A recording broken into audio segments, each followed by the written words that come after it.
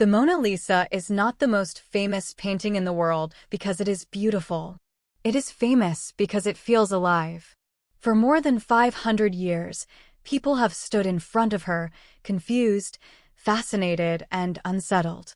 Her smile seems gentle, yet distant. Her eyes appear calm, yet full of secrets. And the more you look at her, the more questions appear. To understand the Mona Lisa, you must first understand the mind of Leonardo da Vinci. Leonardo was not simply an artist. He was obsessed with knowledge. He studied the human body by dissecting corpses at night.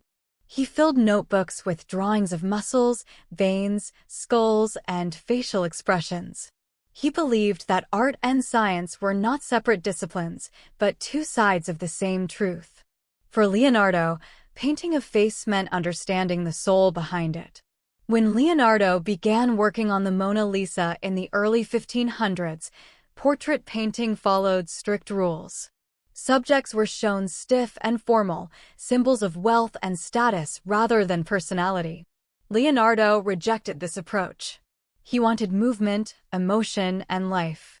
That is why the Mona Lisa sits in a relaxed pose, her body turned slightly, her hands folded naturally. She is not performing for the viewer. She simply exists. One of the most remarkable aspects of the Mona Lisa is her expression. Her smile is not clear or obvious. It appears and disappears. This effect is not accidental. Leonardo used a revolutionary painting technique known as sfumato, which means smoky.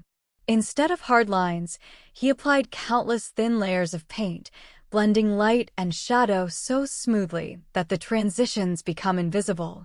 The human eye struggles to define her expression, and the brain fills in the gaps.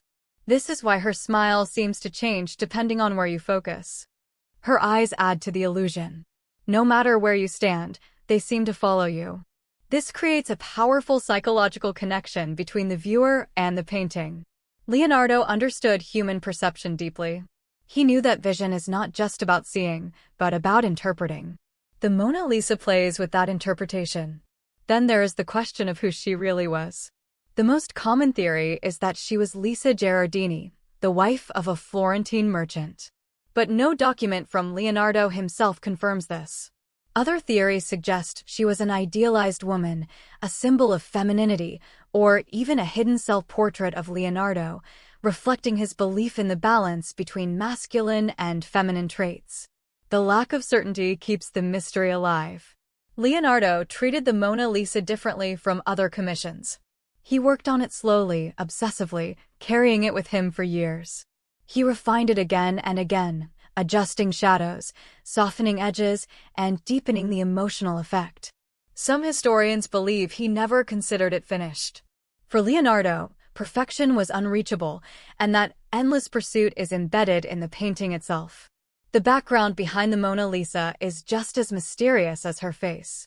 It shows a strange, dreamlike landscape with winding paths, bridges, and mountains that do not exist in the real world.